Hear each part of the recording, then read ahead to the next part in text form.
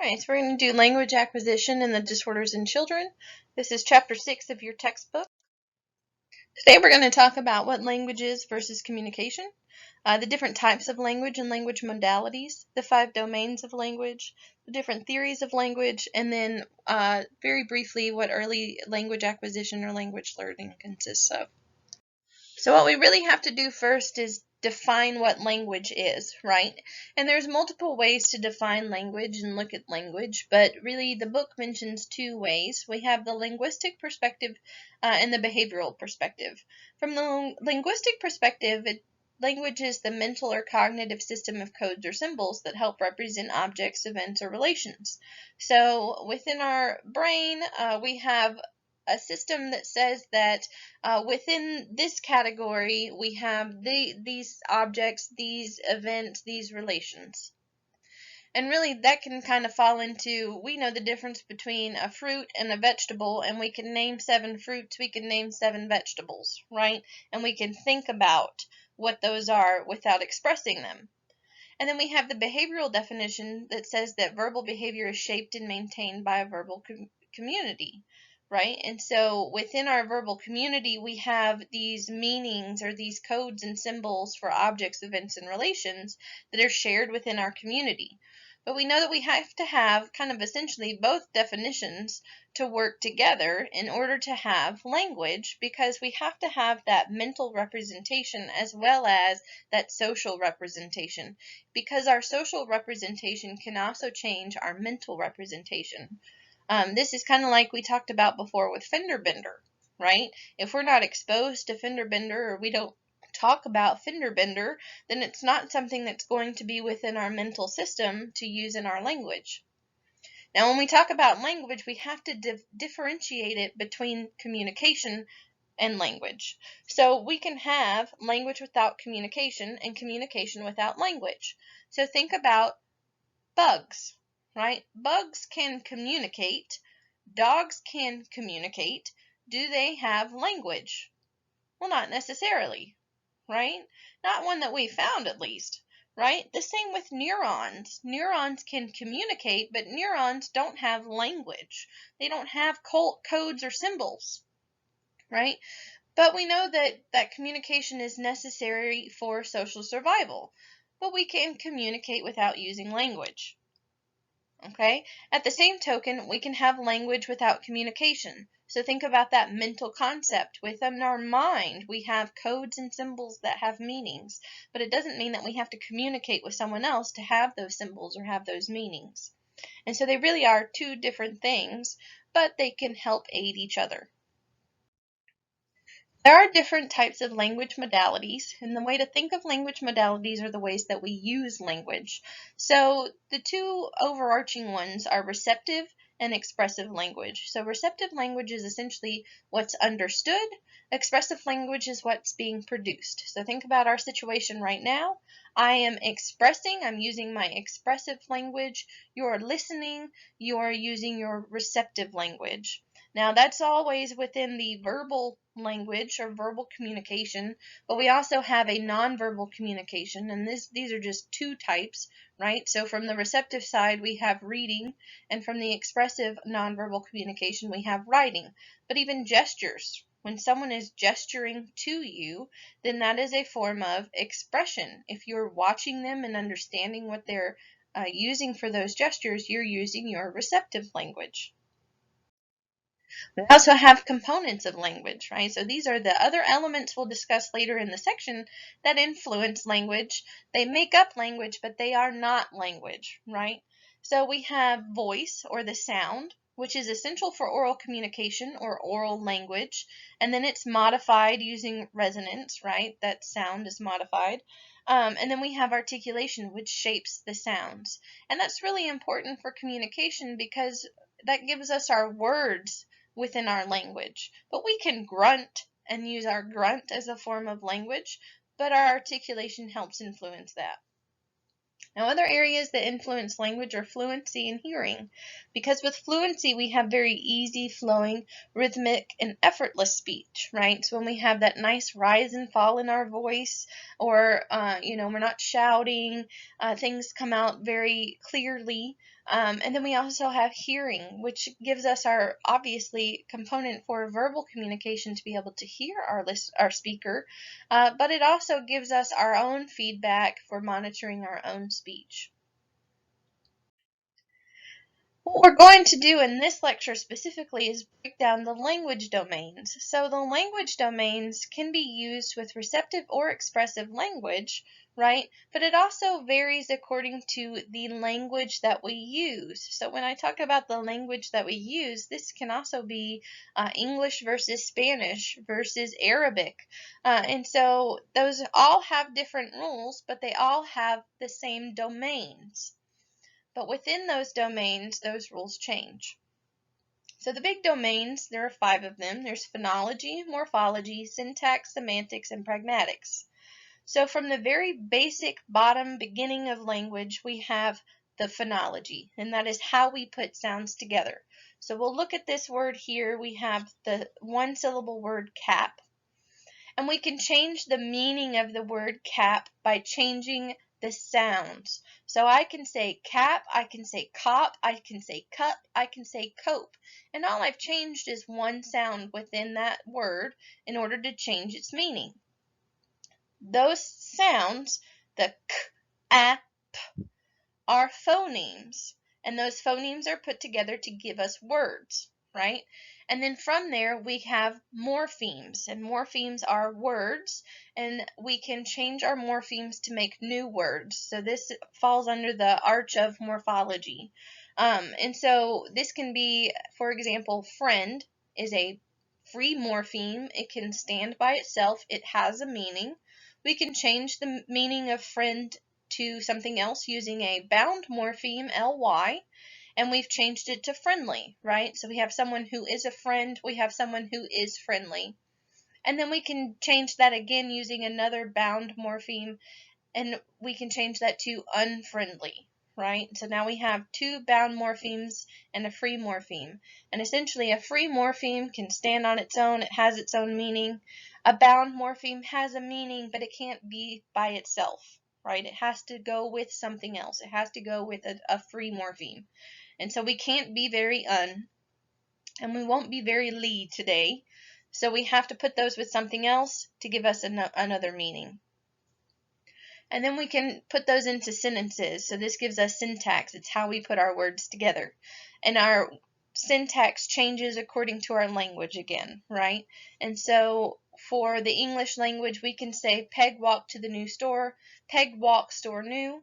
The new store is where Peg walked to. And according to the English language that we have learned and we share together, we know that 2 of those sentences are correct and don't violate the syntax rules of the English language, and one of them does.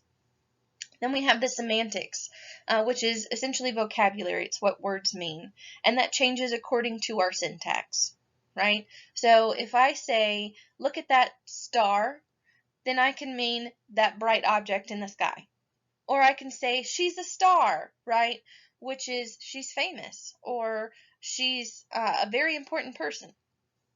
And then we have our pragmatics, and pragmatics are really the social use of language, and it tells us what we should say at different times. So, for example, if someone's stepping on your foot and you're in a crowded room and you're really upset and aggravated, you could say, get off my foot. But if you're in a quiet room, you're sitting at your desk and someone just lightly taps your foot, get off my foot is not necessarily the appropriate thing to say, and you know that because you know the pragmatics. So what you might say instead is, would you mind moving your foot? Now there are different theories for how we learn language. The first one is the nativist theory, which says that children are born with a mechanism for learning language. And this is by Chomsky, and says that everyone is innately born with a language acquisition device. It houses all of the rules, all of the information that we need for language. We just have to access it. And then there's the cognitive theory, and it's kind of almost the opposite. And it says that no, we have language acquisition following the acquisition of non-linguistic knowledge, which means that we have to be exposed to the elements of language and the concepts before we can learn language. And so this is kind of the what came first. Did we learn language because we were exposed to it? Or were we exposed to language because we already had it, right? Because we already know how to interact with it. So this could be thought of as, a wrench, right? The first time you ever see a wrench, you're not quite sure what it is. It's a little funny looking. You don't know what to do with it. And then some time passes, you really need a wrench, and you look up, oh, okay, I need a wrench for this project. And then you know how to use it. You know that it's a tool. You know that it goes on a bolt, and you turn it, right? And that gives you that meaning of that word. If you were never exposed to a wrench before, then you don't know the use for the wrench, right? And this is what this theory says. If you're not exposed to that element of language, that method of communication, that sound that you put together, the way that you form that sentence, then you don't acquire that ability to use that language. And then we have the behaviorist theory that says that language is learned and shaped by responses to verbal behaviors. These are our positive and negative reinforcements. So one example is when a kid calls everything with 4 legs and a tail a dog, right? So you're driving down the road and the kid's in the back seat and yells, "Oh, look, a dog!" And you look over to the right and really it's a cow, right? But that kid's already associated something with 4 legs and a tail that I have at home is also out there in a field because it has 4 legs and a tail. And at this moment, you can either reinforce that positively by saying, yeah, that's right, it's like a dog. And so everything becomes a dog, right? The cat becomes a dog. The fox becomes a dog. A tiger becomes a dog because it has 4 legs and a tail. Or you can use negative reinforcement to say, no, that's not a dog, that's a cow. Right? And so that shapes that child's behavior. And it might take a couple of tries, but over time, okay, that's a cow. Then the animal at home with the 4 legs and a tail is a dog. And my friend has a cat.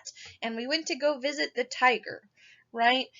And we changed that meaning because we changed those responses. Now, not every theory is perfect, right?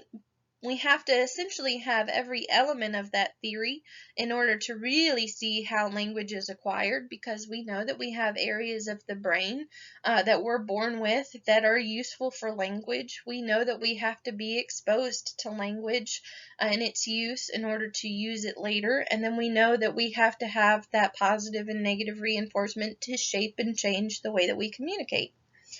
But what those theories have told us is that we have broad stages and patterns of language acquisition.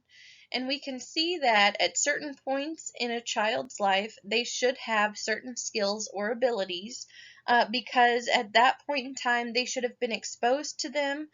They should have developed certain skills, and that helps them grow in their use of language. And so for the acquisition of early language, we know that a child's going to be exposed to many different types of language use, right? They're going to have a language that they are exposed to with their mom, with their dad, when they go to a restaurant and a stranger walks up, right? And through that, they learn different skills. So they learn things like joint attention. And joint attention is where you're sharing an experience of observing an object or an event by following a gaze or using pointing gestures. So this can be anything from, during mealtime, we're interacting with the infant about their food, right? And the child is touching the food and playing with the food, and mom is feeding the baby, right? And it could also be playing with a toy. You're playing with it, you're throwing it, passing it back and forth. That's kind of joint attention.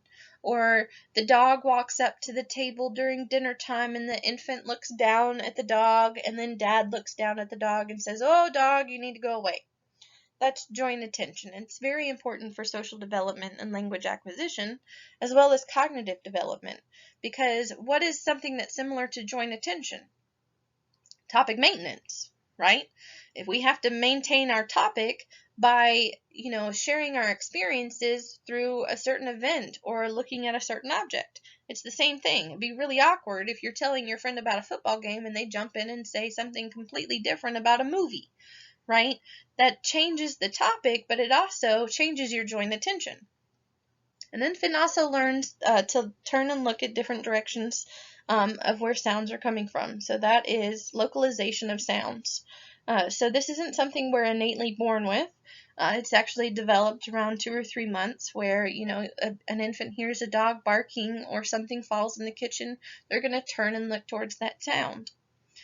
They might also start responding to simple words or phrases, something like, do you want your bottle? Or do you need your diaper changed, right? Those are kind of common things we say to infants, and they can say yes or no to very easily. They also start babbling long strings of sounds. So it starts very simple from ba, ba, ba, ba, and then they start saying ba, bee, ba, boo, right? Changing just a vowel in between, and then they can start playing with consonants, ba, bee, da, dee, right? And then those sounds start to shape into more simple words, and then those words get meanings. Like baba can start meaning bottle, or bubba is brother, right? Where they're consistently using those very simple words and very simple sounds to create simple words. They also learn the meaning for gestures. So they start waving goodbye or reaching up for up. Or they shake their head no when they don't want to do something. They're going to start imitating speech sounds. So they're going to start imitating those sounds very early with ba, ba, ba, because that's a sound that they hear and a sound that you can see on the mouth, right? But then if you play with that infant and over again try and have them do da, da, right? That's the first thing that dad wants is da, da. Or mama, because mom really wants that too. They're going to start imitating those sounds and practicing those sounds, and that's called sound approximation, where they're trying to reach that sound, trying to make it with the mouth because they see it over and over again. And then by their first birthday, they have 1 or 2 very common words to them. So these are usually things that are important to them, either a very favorite toy or because they eat multiple times a day and they're exposed to that, then it's usually a bottle or their pacifier, or it might be a family member, and they associate their word with that person or that object. So when we break that down into pieces and parts, again, I said we know ranges because of these theories. So from birth to 3 months, we should start having that startling to loud sounds. They're going to quiet when they talk. They'll start making their cooing sounds, so ba, ba, ba, ba, ba, right? They're going to start crying or changing their cry for different needs. And all of this is increased and supported using using Motherese. Motherese is essentially just the use of simple concrete words where you're using a higher pitch or greater pitch variation.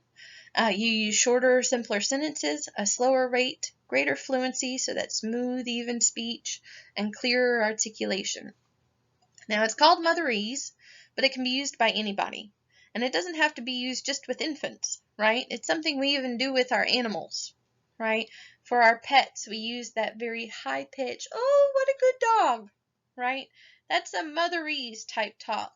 And again, dad can do it, strangers do it, grandma does it, brother and sister will do it, everyone does it, but it is called Motherese. Around 4 to 6 months, they're going to start changing their responses depending on the tone of voice. So if they're playing with a toy or they're getting into something, right? They're playing and they see the socket on the wall and they start crawling towards the socket. This is where mom goes, no, don't do that, right? Or they're trying to pull something off of the table. No, don't do that. They're going to kind of shut down, right? And start crying because they know that's not a good tone. That's not the tone that I hear all of the time. This is where their cooing changes to babbling, right? Where they're starting to string syllables and together, and they're making them more complex. They're also going to have a more speech-like intonation and speech-like phrasing. So they're not talking, right? But they're going to have ba ba ba, be ba ba, right? They're going to start changing that prosody, that tone. And then they're also going to change that complexity of ba ba ba into ba beep ba, bo beep ba, where they're playing around with different sounds and putting them together. And then some time passes, right? And that's that pre-verbal communication. And then finally we get to words. And they really have to play around with different sounds and being associated and exposed to sounds before we get to words. And this is kind of a trick because it's not a true word. Like, we're not going to find their words in the dictionary, but it is a sound or a string of sounds that they use consistently with a meaning. Right? And so, again, it's associated with things that they're commonly exposed to. So my nephew's first word was Bubba, right? And Bubba was brother, and it will always be brother, right? No matter what. He's not going to call his ball Bubba. He's not going to call the dog Bubba. He's not going to call his sister Bubba. Bubba is Bubba. And so that is a first word. Now, Baba, the same thing. Baba for bottle. Baba is always the bottle. It might also be the sippy cup. It might even be a fork, but they're all falling within the same category, right? And it's always going to be associated with those categories of objects. And then by 18 months, they're going to have about 50 words, and this is where we start to see two-word utterances. So two-word utterances are, again, they're not going to be the most beautiful, perfect words that you ever hear, and they aren't true words, but they're going to be the child's words that they're putting together. They might also violate some semantics or syntactical rules, okay? But it is the beginning of syntax, and they're getting adjusted with syntax and that use of language, how we're putting words together. So instead of saying, I'm happy, they might say me happy, right? But they're learning that order of my comes first and what I am comes second. So they have classified two-word utterances into the communicative intent. And so there's three different types. We have naming, right? And these are pretty straightforward. Naming is my elbow, my overalls, my drum, right? And they're going to learn this because they're very self-involved, right? And that's going to be one of the first things they learn. This is mine. Everything belongs to me. And so that's one of the first things that they have. And then they start negating. And negating is essentially putting no in front of everything, right? So, no, Bubba. No, not that, right? And then they have recurrence, where they are asking for something. So this could be more juice. And then beyond the two-word utterances, they're going to have kind of this language explosion where they have 200 to 300 words around 2 to 3 years old, right? And so it's the 100-word rule, where we have 2 years, 200 words, 3 years, 300 words, 4 years, 400 words, and then this language explosion. Now, between 2 and 3 years, it's still a very limited vocabulary, and so they start to have telegraphic speech. So it's very similar to two-word utterances, that we're getting the elements of sentences, we're getting the elements of syntax, but they're really missing a lot of those smaller pieces. So the articles, things like that are going to be missing from their sentences, but they can still string something together and usually carry on a good conversation for about a minute. From a pragmatic standpoint, this also develops over time. So around 3 weeks old, they're already learning the social smile. So this is different from the reflex of, oh, he's just gassy, right? This is where they start to learn mom is smiling at me, dad's smiling at me, and so I need to smile back. Or, they're playing with me and talking to me and I'm happy. And then around 8 to 9 months, they start taking turns. And this also corresponds with object permanence. So object permanence is knowing that an object is there even though you can't see it. So think about a kid around 6 months old that plays peekaboo. They don't really get it, right? And if you're using a blanket and you lift the blanket over your head and yank it down, they're likely to be very startled, right? And then they might laugh or they might cry. And it's because once you put that blanket over your head, you've disappeared. You don't exist anymore. But around 8 to 9 months, you start playing peekaboo more often. They're getting exposed to, oh, when you put that blanket over your head, you don't disappear. You're just behind the blanket, right? And so they learn that object permanence.